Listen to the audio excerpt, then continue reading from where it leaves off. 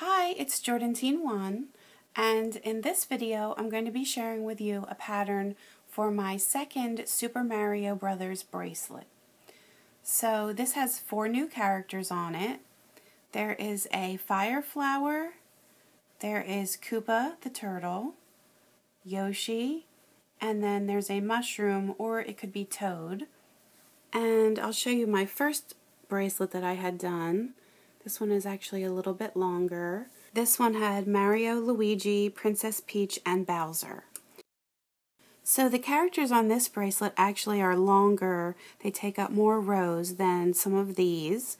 So I think they both turn out really awesome, and you can mix and match the characters however you would like. So I'll add the link for this first bracelet in case you want to incorporate any of these characters. But for this one, I'm going to focus on this second one. To make this bracelet, I use the Alpha Loom, but you can also use the Rainbow Loom to make it.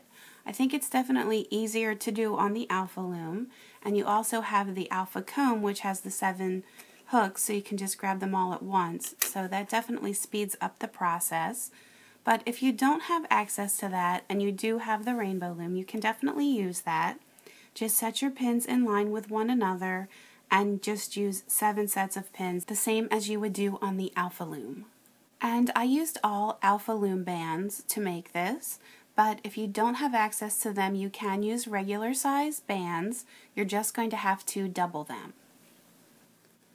For my colors, I used 151 dark blue, 18 orange, 19 black, I used 65 yellow, 53 white, and 13 red, and then I used 35 of the lime green, 10 dark green, and then 52 clear bands. So I'm going to add the grid pattern above the bracelet here, and then you can just pause your video and follow along with that pattern. But let me just tell you a little bit about the bracelet itself.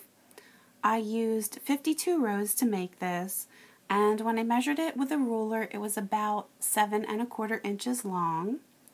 So you may have to make yours a little bit longer or shorter than that depending on the size of your wrist. And they do include a template in the Alpha Loom instructions that you can use to measure your wrist size to see how many rows you're going to need.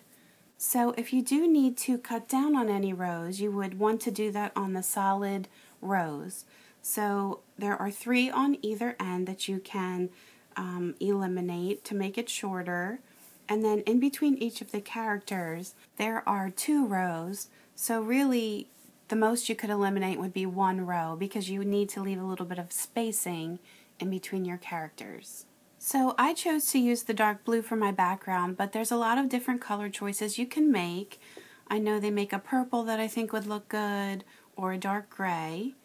And then as far as the fire flower, you can easily change that to an ice flower if you wanted to. You obviously wouldn't be able to use dark blue for the background because you would need that for the flower color.